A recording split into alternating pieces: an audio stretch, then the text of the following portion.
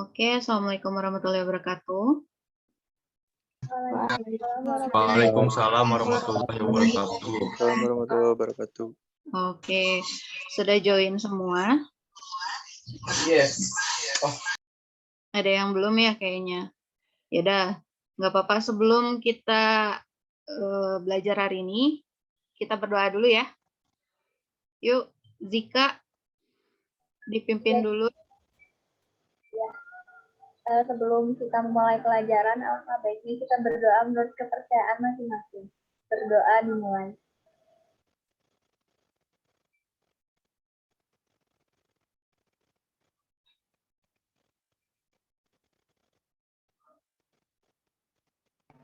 Berdoa dicukupkan. Beri salam. Assalamualaikum warahmatullahi wabarakatuh. Waalaikumsalam warahmatullahi wabarakatuh. Terima kasih Zika sudah pimpin doa ya. Gimana hari ini kabarnya? Jam terakhir masih semangat? Semangat Bu. Kayaknya udah mulai Alhamdulillah lapar semangat, ya. Bu. Udah mulai lapar, udah mulai siang, tapi kita masih ada satu pelajaran lagi ya.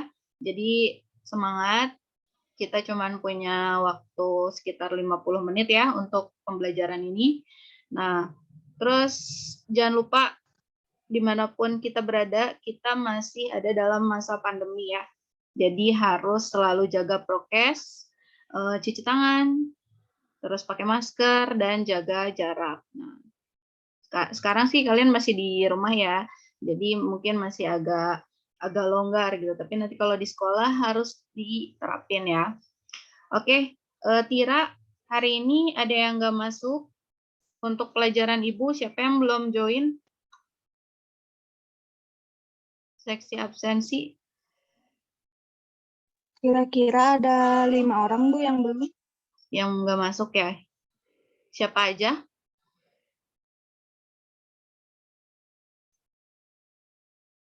Kurang tahu Bu, soalnya nggak ada konfir. Oke, ya udah nanti dicek aja ya di ininya. Ya Bu. Oke, nah coba masih ingat nggak minggu kemarin kita bahas tentang materi apa? Sistem ekonomi liberal Bu.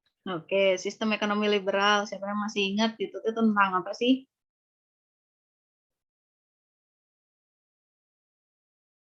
Sistem ekonomi yang memiliki kebebasan Bu.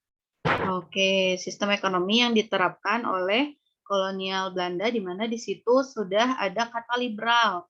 Liberal itu adalah kebebasan ya. Jadi di sini kebebasan di sini maksudnya adalah Indonesia atau pada saat itu adalah Hindia Belanda itu sudah membuka perekonomiannya itu tidak lagi ada monopoli, tapi pengusaha swasta itu jadi boleh masuk ya ke kita. Nah, itu tujuannya adalah untuk adanya perkembangan paham liberalisme di Belanda ya. Jadi di parlemen Belanda itu kaum liberalis gitu ya sudah masuk, sudah menduduki gitu ya, menduduki dari parlemen. Nah, jadi akhirnya kita yang bagian atau tanah jajahan gitu ya, tanah jajahan dari Belanda itu ikut gitu.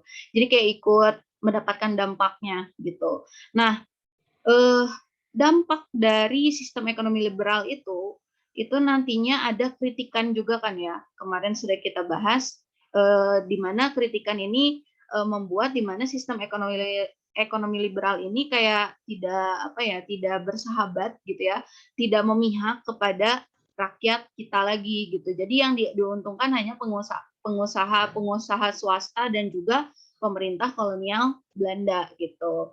Nah, jadi sekarang salah satu dampak yang ini ikannya ya, Ibu sekarang akan share screen.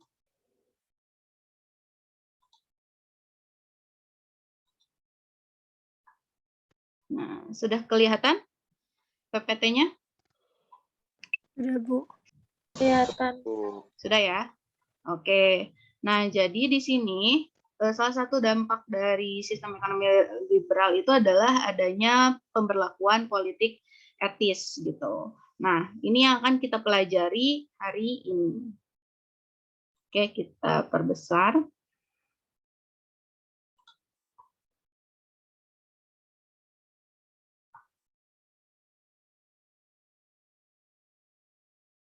Oke. Nah, sebelumnya kita berbicara dulu tentang tujuan pembelajaran ya. Jadi hari ini kalian belajar untuk apa sih gitu ya. Jadi hari ini Ibu harap setelah belajar kita bisa menganalisis latar belakang munculnya politik etis dengan tepat. Terus kita juga akan menganalisis pelaksanaan politik etis yang didasarkan pada Trias van Deventer secara benar. Lalu kita juga akan mengidentifikasi dampak yang ditimbulkan dari pelaksanaan politik etis dengan benar dan menyajikan perbandingan pendidikan masa kolonial dengan masa sekarang gitu. Nah, itu yang akan kita capai ya di tujuan kali ini. Oke, selanjutnya Ibu ada pertanyaan. Kenapa sih kita harus bersekolah? Coba. Kenapa coba? Hendra, dengar Ibu nggak? Ya, Bu. Hendra, kenapa kita harus sekolah sih?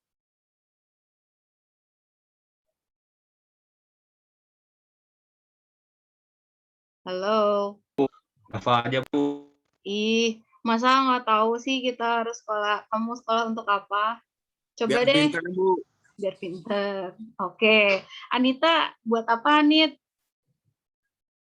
Kita sekolah. Biar bisa menggapai cita-cita, Bu. Jadi bisa ke perguruan tinggi selanjutnya kalau sudah lulus. Oke, bagus ya. Nah, jadi betul tadi yang diutarakan oleh Dava sama Anita juga. Nah, mungkin itu masih secara singkat-singkatnya ya, tapi kita akan perdalam.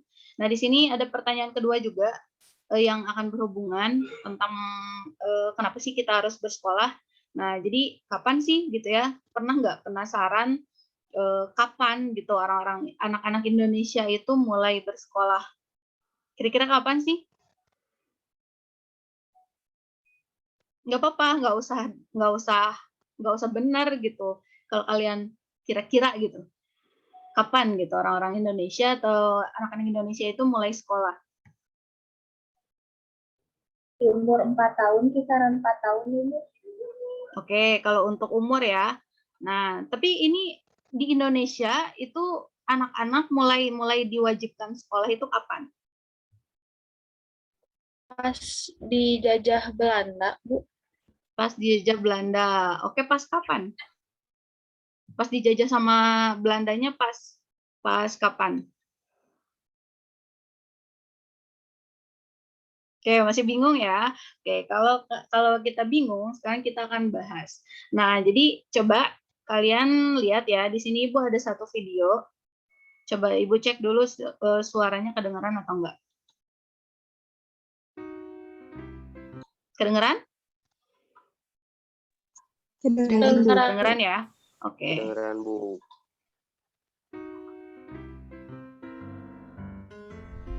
Jadi dokter, insinyur, atau astronot? Ya, ngaku aja pas itu cita-cita kita waktu masih kecil. Tapi nyatanya pas sudah gede, lama-lama cita-citanya jadi semakin pudar. Apalagi waktu tahu untuk bisa kerja di bidang itu, mesti susah-susah dulu ngerjain banyak banget PR dan ujian susah yang seolah nggak ada habisnya. Tapi emang kenapa sih buat kerja itu mesti sekolah dulu? Mungkinkah tanpa semua itu, kita bisa tetap kerja? Oke, jadi kayak yang kita udah tahu, sekolah itu ngajarin semua hal dasar kayak baca, nulis, hitung, sampai nantinya belajar yang jauh lebih rumit.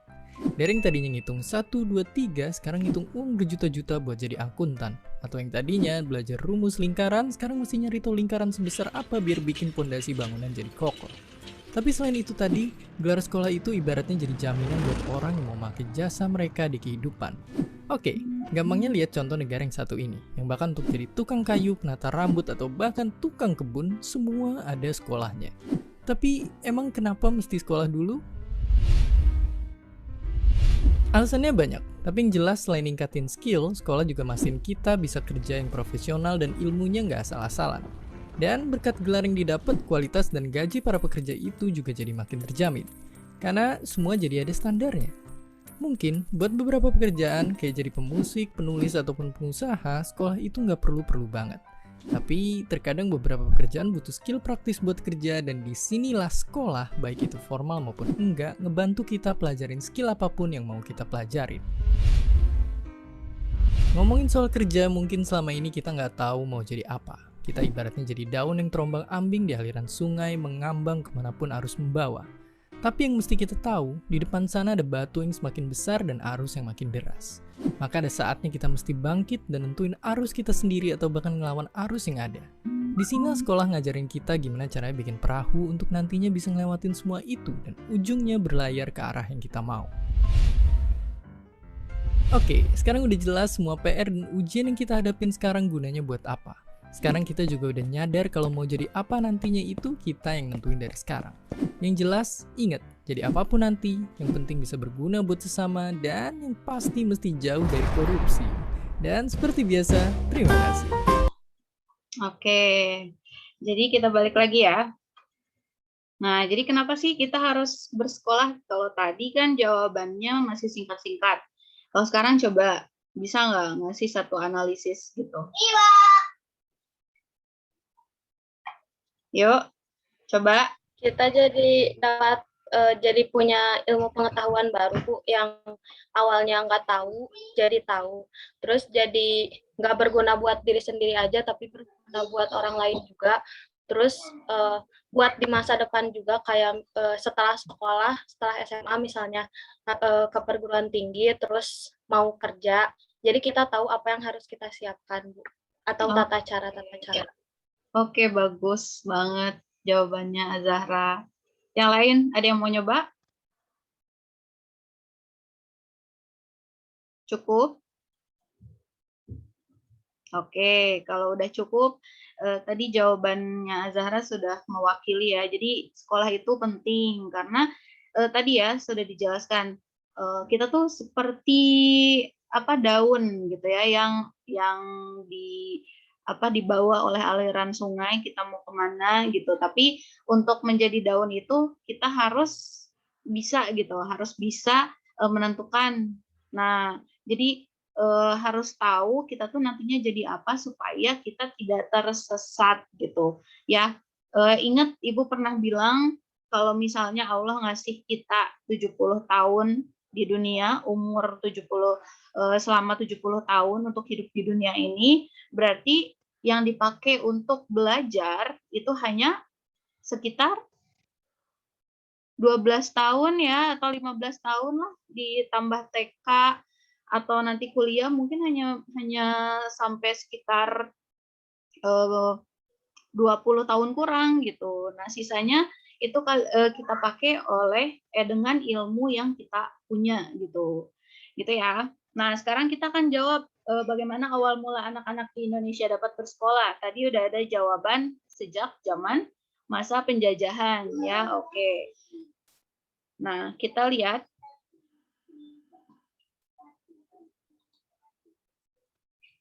Kalian pernah dengar nggak tentang politik etis?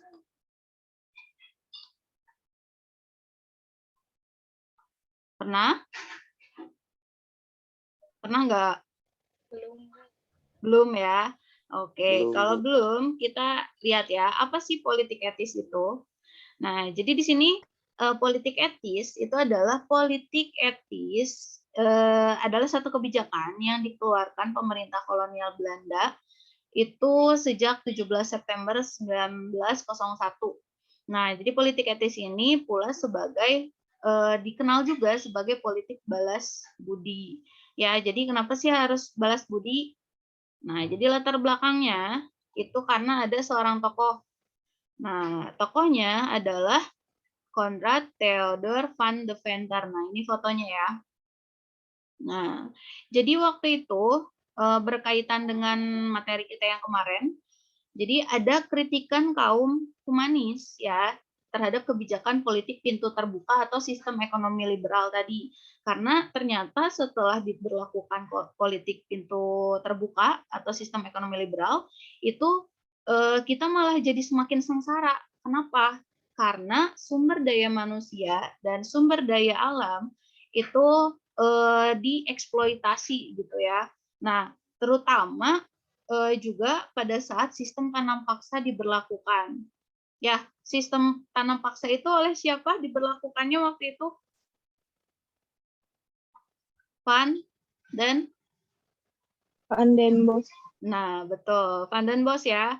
Nah, jadi akhirnya karena ada ada kesenjangan ini, karena ada kata mengeksploitasi ini, akhirnya ada seorang tokoh namanya Van Deventer ya, singkatnya. Dia membuat sebuah artikel ya tentang hutang kehormatan gitu. Jadi intinya bangsa Belanda ini berhutang sangat banyak kepada orang-orang di Indonesia gitu ya, atau pada saat itu adalah Hindia Belanda. Nah, makanya di sini harus dibayar gitu. Nah, coba ada yang pernah dengar nggak politik etis itu ada apa aja?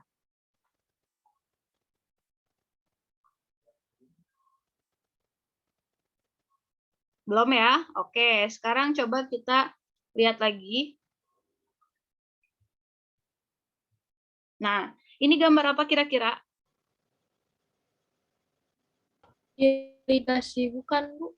Irigasi, oke, betul ya. Jadi politik etis yang pertama yang tadi dicetuskan oleh Van Deventer adalah irigasi. Jadi coba kita bikin irigasi itu untuk memperbaiki pengairan-pengairan dan bendungan untuk keperluan pertanian untuk bangsa Indonesia gitu tadinya. Gitu. Itu ya. Jadi dibuatkan irigasi supaya petani-petani Indonesia itu bisa mengairi sawahnya dengan lebih efisien gitu. Oke, terus selanjutnya coba kalau ini gambar apa kira-kira?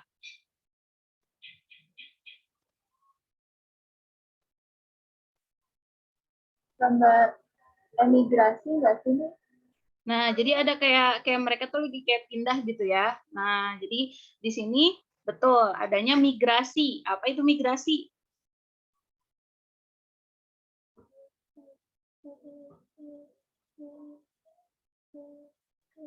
Apa ya migrasi itu? Destri ada Destri? Ada Ibu. Oke, migrasi itu apa, Des?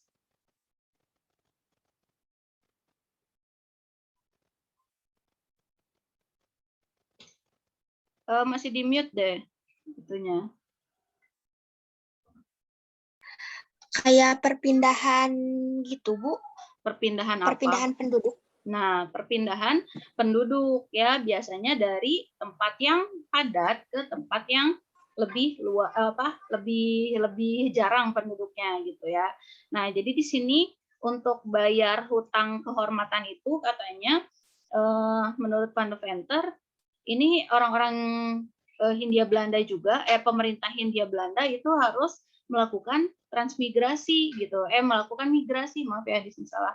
Untuk mengurangi kepadatan di Pulau Jawa gitu karena Pulau Jawa itu sudah terlalu padat gitu. Jadi dipindahkan supaya punya hidup yang lebih layak gitu ya. Jadi selain dipindahkan orang-orang juga diberikan sebidang tanah gitu ya supaya bisa menghidupi kehidupannya gitu. Oke, dan ini yang terakhir. Nah, kira-kira ini gambar apa? Edukasi, Bu. Nah, edukasi ini lagi belajar ya, sama kan kayak kalian belajar di kelas gitu. Nah, betul, edukasi gitu. Nah, jadi salah satu yang terpenting dari politik etis ini adalah adanya edukasi ya gitu. Jadi pemerintah Hindia Belanda harus memperluas bidang pengajaran dan pendidikan bagi bumi putra gitu. Bumi putra itu adalah orang-orang Indonesia gitu di Hindia Belanda. Jadi supaya mereka itu punya pendidikan gitu yang sama seperti bangsa-bangsa Eropa atau bangsa-bangsa maju yang lainnya gitu. Ya, jadi ada 3. Nah, tapi ternyata di sini ada penyimpangan ya.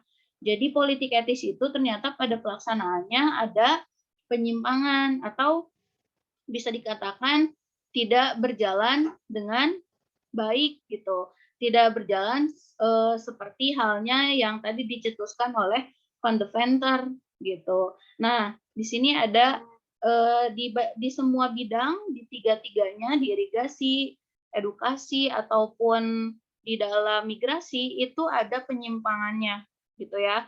Nah, sekarang untuk itu, nah di sini kita juga akan bahas dampak politik etisnya ya. Nah, tapi di sini yang akan membahas itu adalah kalian gitu. Nah, jadi di sini coba kalian buka Google Classroom-nya ya. Jadi di sini Ibu sudah memberikan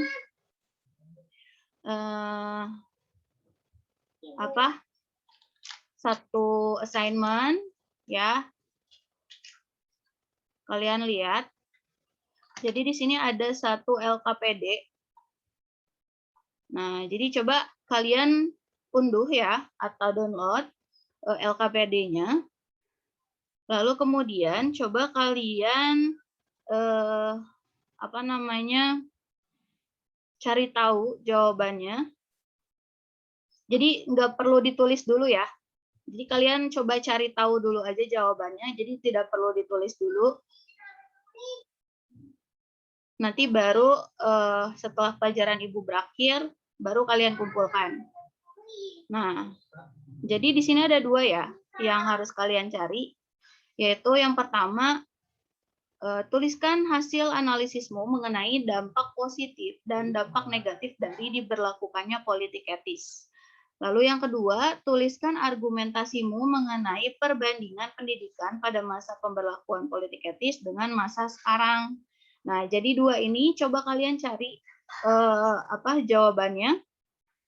Ibu kasih waktu sekitar 10 menit cukup ya. Jadi nggak usah ditulis dulu, jadi kalian cari dulu aja jawabannya gitu. Oke, ada pertanyaan dulu nggak untuk tugasnya? Tidak ada, Ibu. Udah cukup paham ya? Oke, kalau gitu silahkan kalian dikerjakan dulu, Ibu kasih waktu 10 menit. Dari sekarang.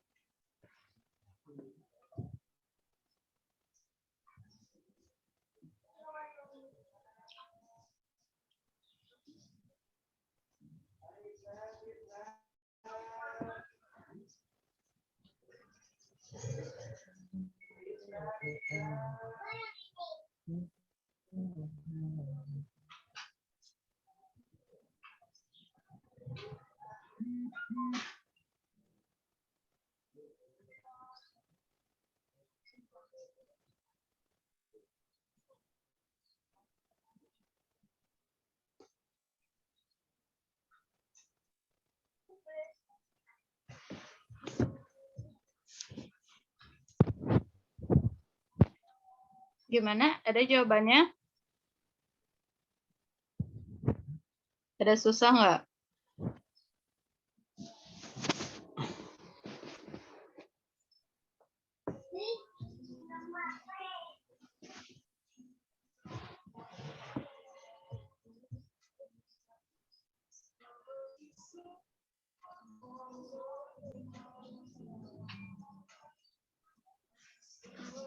Arif?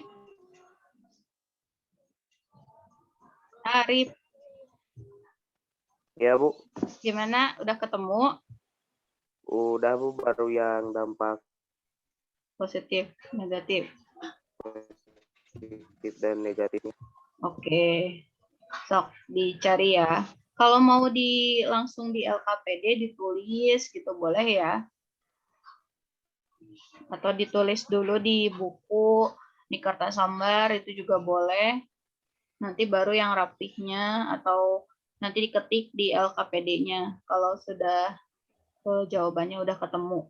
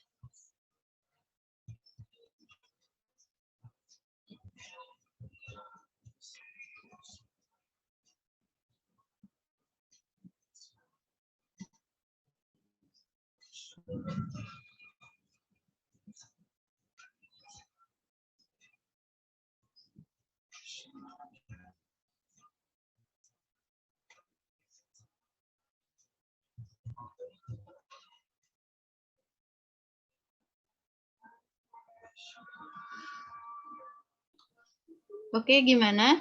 Udah? Udah dapat jawabannya? Oke, yuk on lagi ya kameranya.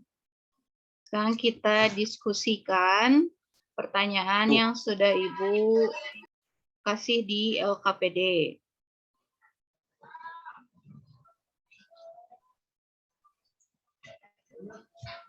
Yo, Dava, Femi, Putri, Taufik, Masya, Tri, Arif, Miftah, Anggi, Cynthia, Asti, dan lain-lain.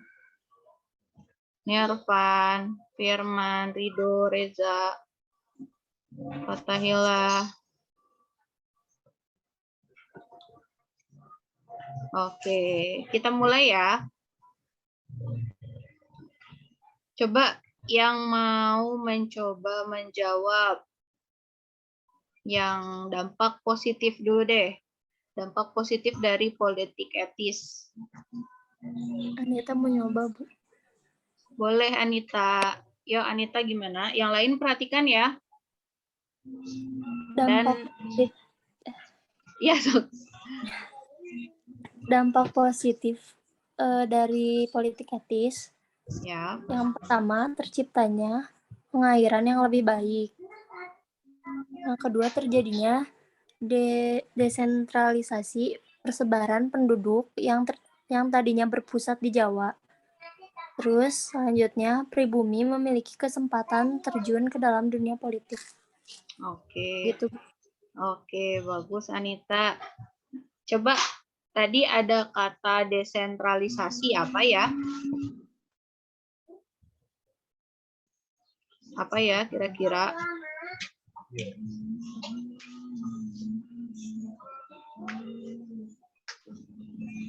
Ada yang tahu nggak desentralisasi? Desentralisasi itu kayak penyerahan kekuasaan dari pemerintah pusat ke daerah itu berdasarkan asas yang berlaku. Kayak di situ asas otonomi yang berlaku ya. Oke, Zika, bagus ya. Nah, ya betul ya. Jadi tadi ada 3 yang disebutkan sama Anita. Nah, tentang dampak positifnya ya, dari positif dari politik etis. Nah, yang pertama tadi Anita apa? Yang pertama, terciptanya pengairan yang lebih baik. Pengairan yang lebih baik. Berarti itu dampak positif dari yang mana? Politik etisnya.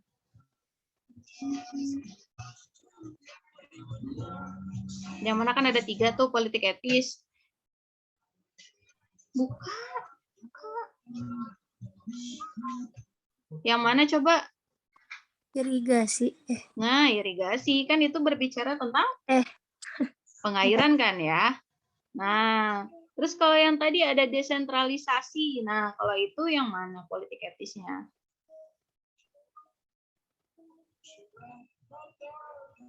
Lipta? Migrasi bukan, Bu. Yang migrasi ya. Nah, betul. Kalau yang satu lagi? Yang terakhir tadi apa nih? Pribumi memiliki kesempatan terjun ke dalam dunia politik. Ke dalam dunia politik. Oke, nah nanti ini kalau yang politik ini nanti akan kita bahas di bab setelah perlawanan ya. Sudah ini kan habis ya kolonialisme, bab kita tentang kolonialisme, imperialisme habis, terus kemudian nanti kita masuk ke perlawanan rakyat terhadap kolonial Belanda, VOC gitu ya. Nah, nanti baru kita masuk ke pergerakan nasional. Nah, di situ kita bahas tentang masuknya orang-orang Indonesia atau orang-orang Hindia Belanda atau pribumi gitu ya ke ranah politik. Kan sebelumnya tidak boleh ya. Nah, kita bisa masuk ke ranah politik itu karena adanya politik etis yang mana sih? Migrasi, irigasi, atau edukasi? Edukasi. Nah, pendidikan ya. Jadi dengan adanya pendidikan menghasilkan golongan apa? Golongan apa kira-kira?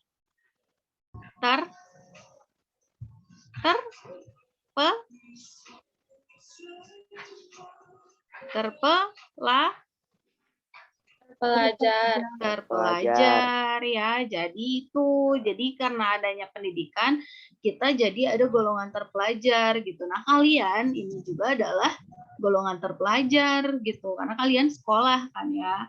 Nah, oke, itu tadi tentang apa namanya, dampak positif ya.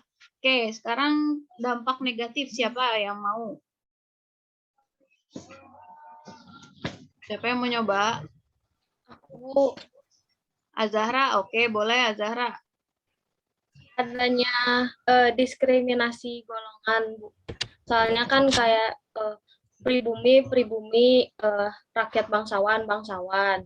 Terus kan kalau diskriminasi, jadi si yang pribumi teh kadang suka ada kayak kekerasan juga. Terus adanya kesenjangan sosial, jadi kayak yang apa ya, yang pendidikan teh waktu itu ya Bu, kalau nggak salah aku teh pernah di pas SMP pernah diceritain guru, katanya pendidikan teh kalau Indonesia tuh boleh bersekolah tapi sekolahnya teh gak yang elit, kalau yang Belanda mah sekolahnya tuh elit-elit gitu.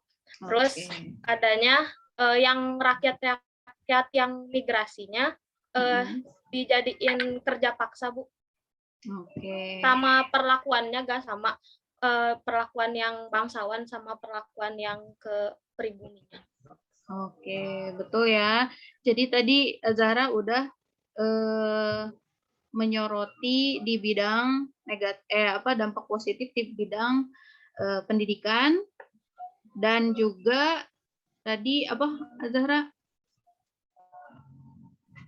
Dampak negatif Bu. Negatif di bidang yang migrasi. Oh iya, migrasi ya. Nah, oke, jadi tadi betul ya, yang pendidikan, di mana pendidikan waktu itu ada perbedaan gitu, ada apa ya? Jadi kesenjangan lah bisa dibilang. Jadi pada masa Belanda yang boleh sekolah siapa? Yang bangsawannya aja Bu. Bangsawannya aja. Kalau yang apa? Golongan bawahnya boleh sekolah nggak? Golongan pribuminya ada, tapi yang kayak punya kekuasaan gitu biasanya Bu, yang kayak jabatannya tuh tinggi atau yang kayak hartanya tuh banyak gitu. Nah, itu termasuk bangsawan juga nggak yang hartanya banyak?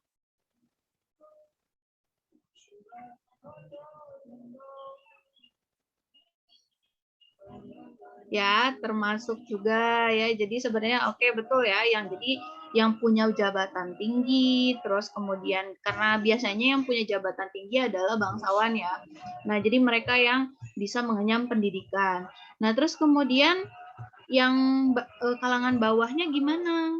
Ternyata kalangan bawahnya boleh sekolah atau enggak? Coba dong yang laki-laki, mana suaranya? Dava. Ya Bu. Dava, gimana apa namanya yang golongan bawah atau rakyat di zaman kolonial Belanda itu boleh sekolah atau enggak? Masyarakat bawah mah nggak boleh. Boleh Bu. Boleh. Betul? Yes. Coba dijelasin. Boleh, tapi yang punya uang aja Bu. Yang punya misalnya teh punya kekuasaan Bu. Kalau yang punya kekuasaan berarti bukan kalangan bawah dong. Oh iya tuh Bu, itu mah berarti gimana? Kalangan menengah Bu. Oke, Ibu luruskan ya. Nah, jadi yang apa namanya kalangan bawah itu boleh bersekolah ya. Jadi ada sekolah khususnya juga gitu. Cuman di sini yang menjadi permasalahan adalah sekolah itu hanya digunakan untuk orang-orang ya, orang kalangan bawah supaya mereka bisa membantu pemerintah kolonial Belanda lagi gitu. Jadi dimanfaatkan gitu. Jadi orang-orang kalangan bawah boleh sekolah, tapi sekolahnya cuma belajar berhitung, membaca, menulis gitu. Sekedar itu aja. Itu buat apa? Supaya pemerintah kolonial Belanda ataupun pengusaha-pengusaha swasta itu mendapatkan tenaga kerja yang murah gitu. Jadi bahkan mereka itu kalangan bawah, mereka itu boleh belajar, tapi belajarnya itu kayak gitu aja gitu. Dan kalau misalnya nanti udah bisa, mereka dipekerjakan dan bahkan dikasih upahnya itu hanya misalnya dengan satu setel baju gitu, itu mereka dengan senang hati gitu. Karena baju itu udah menjadi satu hal yang wah sekali gitu zaman dulu gitu ya. Nah, jadi saking menderitanya bangsa kita dulu sampai baju itu menjadi satu upah yang begitu ya diterima aja daripada nggak ada gitu. Ya, jadi seperti itu kesenjangan yang ada gitu ya. Oke, terus tadi migrasi. Tadi juga kata Azahra, migrasi itu justru diutamakan untuk ke tempat-tempat yang ada perkebunannya gitu. Siapa yang punya perkebunan? Yang rakyat-rakyat Belanda. Nah, para pengusaha ya, para pengusaha swasta. Ingat, pada saat sistem ekonomi liberal itu pengusaha-pengusaha swasta boleh masuk gitu ke kita, ke Nusantara, ke Hindia Belanda gitu ya. Dan mereka merekrut pekerjanya itu dari pekerja-pekerja yang justru katanya kan penduduk Jawa itu mau dikurangi kan kepadatannya, tapi justru malah ditempatkan bukan ke tempat-tempat yang jarang penduduknya, tapi justru dimasukkan atau dipindahkan ke tempat-tempat perkebunan. Jadi supaya perkebunan itu ada yang bekerja gitu. Sekali lagi dengan upah yang murah gitu. Ya. Nah, terus tadi satu lagi yang belum terbahas tentang pengairan ya. Kira-kira dampak negatif dari pengairannya gimana? Dari irigasi. Coba yang lain. Ada yang punya jawaban nggak?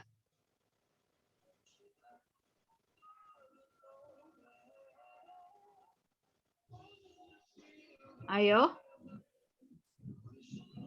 Ada Ibu, aku yang jawaban. Jangan Zika lagi coba yang lain. Coba siapa ya? Kaisya deh. Kaisya. Gimana Kaisya untuk irigasi, dampak negatifnya ada nggak?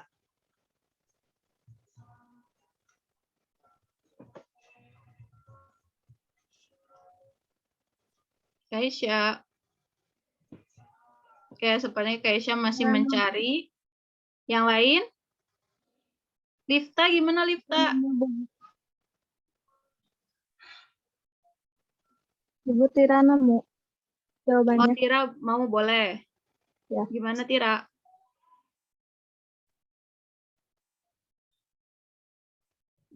Ya boleh sayang. Gimana Tira?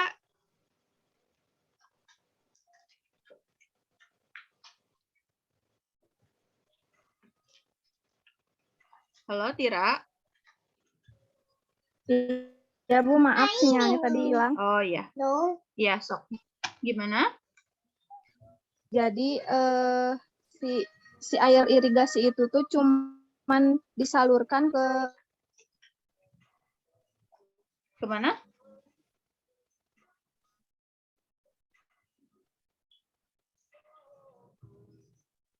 Jadi si air irigasi itu Bu cuman disalurkan ke tanah pengusaha swasta Belanda gitu Bu. Oke, nah itu ya yang tadinya kan seharusnya irigasi itu dipakai untuk pengairan pertanian atau perkebunan milik pribumi kan ya, tapi malah dipakai untuk kepentingan pengusaha lagi gitu. Nah, jadi di sini politik etis itu gagal atau tidak?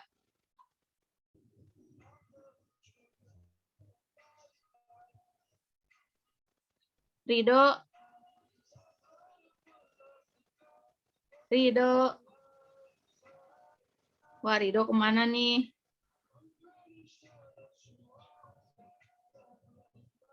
Adinda deh. Ya Bu. Adinda, jadi politik etis di kita itu penerapannya berhasil atau justru gagal?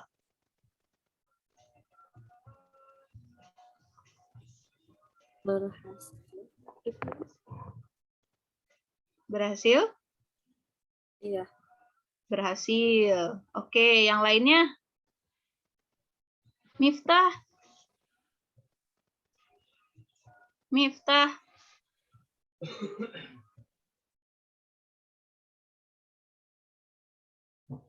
Wah, Miftah kemana nih? Banyak yang on aja, off kamera, tapi kemana orangnya?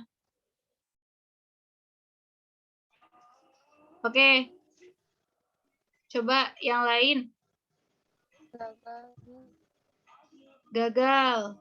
Azahra, kenapa disebut gagal?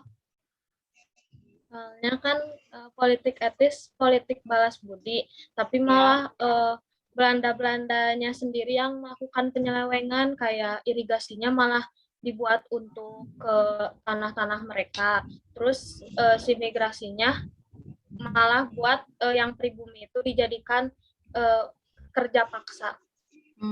Sama ya, sama pendidikannya yang tadi. Oke. Ya, jadi sebenarnya secara keseluruhan gagal ya sebenarnya politik etis ini. Nah, tapi sekali lagi ada dampak positifnya. Cuman dampak positifnya mungkin tidak dirasakan langsung pada saat itu, tapi di masa setelahnya gitu ya. Contohnya kayak kita gitu. Kayak ada perkebunan teh gitu kan sekarang bermanfaat ya untuk kita gitu. Nah, oke. Yang kedua tentang gimana sih perbandingan antara pendidikan masa lalu dengan masa sekarang. Zika mau Ibu. Oke, Zika boleh. Kalau menurut aku perkembangan pendidikan pada zaman politik etis yang dulu sama sekarang itu jauh lebih berkembang seperti sekarang. Karena pada dasarnya dulu itu yang boleh sekolah itu cuma kalangan bangsawan atau yang berdarah biru, istilahnya kayak orang kaya gitu.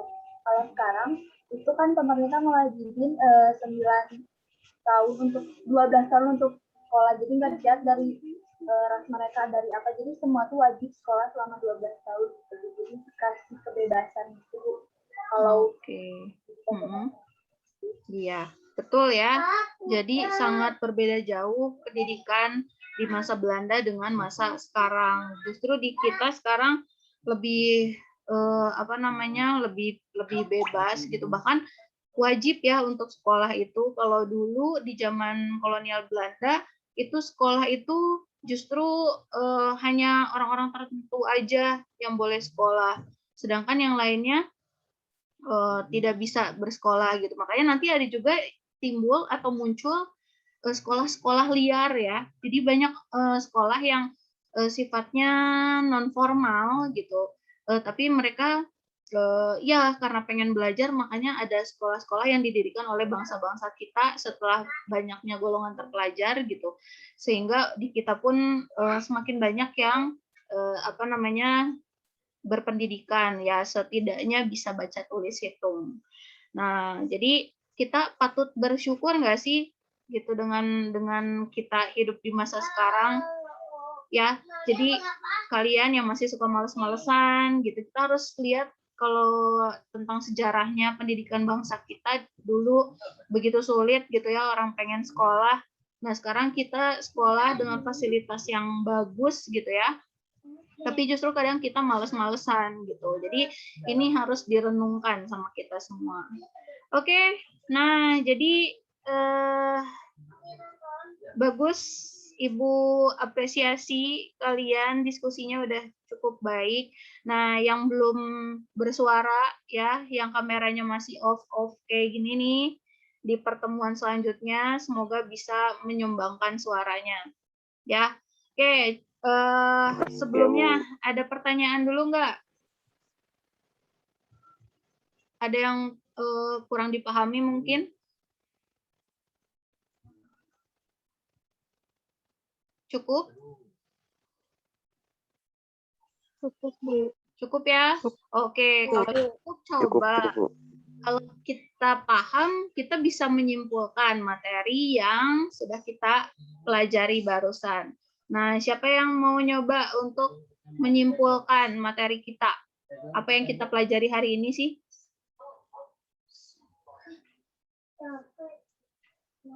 Ai, mau nyoba Ai? Boleh, Ibu. Boleh. Ya, gimana Ai? Kesimpulannya. Jadi yang habis kita pelajari hari ini itu mengenai politik etis yang memiliki dampak positif dan negatif di Indonesia. Terus juga untuk penerapannya di Indonesia itu gagal. Udah sih. Gitu aja. Oke, bagus Ai. Yang lain? Ada yang mau menambahkan nggak?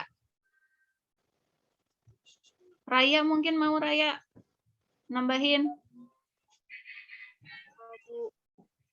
Gimana Raya? Ada mau nambahin simpulannya? Enggak. Oke. Ya udah, kalau gitu tadi yang tidak yang sama Ai tadi nggak disampaikan mungkin dari politik etisnya. Jadi politik etis itu ada 3 ya. Yang pertama apa? Irigasi. Terus migrasi. Yang ketiga edukasi ya. Jadi belakangnya sisi semua ya. Jadi gampang kok mengingatnya gitu. Irigasi, migrasi, dan edukasi gitu. Jadi 3 ini adalah sebagai balas budi seharusnya gitu ya. Balas budi dari bangsa Belanda terhadap bangsa Indonesia karena sudah mengeksploitasi sumber daya alam dan sumber daya manusianya gitu. Cuman ternyata pada penerapannya terjadi penyimpangan-penyimpangan kan ya. Tadi sudah kita bahas. Nah, oke, untuk untuk melihat kalian sepaham apa sih sama materinya. Ya. Nah, coba di sini Ibu sudah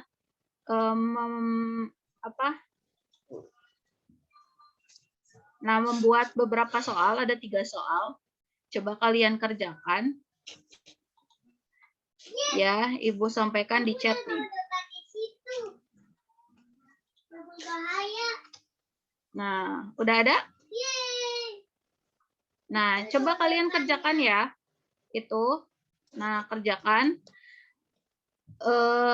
Itu bisa diakses sampai jam 12:30 ya. Karena ini sedikit kok gitu ya, sedikit. Jadi kalian coba. Jadi sini Ibu pengen tahu kalian itu sudah paham atau belum gitu ya. Nah, oke, kalau gitu jangan lupa tadi LKPD-nya belum diisikan ya. Nah, jadi kalian tolong diisi. Ibu tunggu LKPD-nya sampai jam 3 ya, jam 14.59 itu tenggat untuk pengumpulan LKPD gitu. Jadi kalian kerjakan LKPD-nya di situnya aja, sudah kalian download, kalian ketik gitu. Terus kalian kumpulkan lagi ya di GCR. Oke, sudah paham ya sama tugasnya? Sudah, Bu. Oke, kalau gitu terima kasih untuk pertemuan kali ini. Ibu tutup, kita berdoa lagi ya. Yuk, wakil KM deh sekarang. Giva.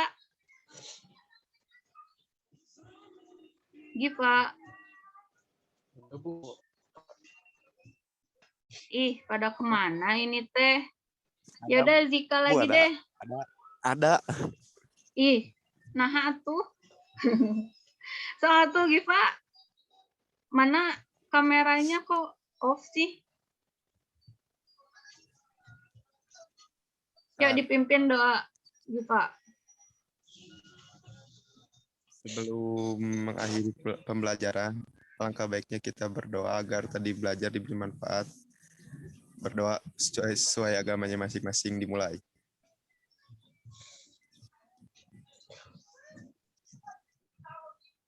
Berdoa dicukupkan. Sikap beri salam. Assalamualaikum warahmatullahi wabarakatuh. Waalaikumsalam warahmatullahi wabarakatuh. Oke, terima kasih untuk hari ini ya. Sampai ketemu minggu depan. Karena materi kita udah selesai, jangan lupa ulangan ya tentang yang sudah kita bahas dari penjajahan Inggris ya. Oke, dipersiapkan. Oke, kalau gitu Ibu tutup ya. Assalamualaikum warahmatullahi wabarakatuh. Waalaikumsalam warahmatullahi wabarakatuh. Terima kasih Bu.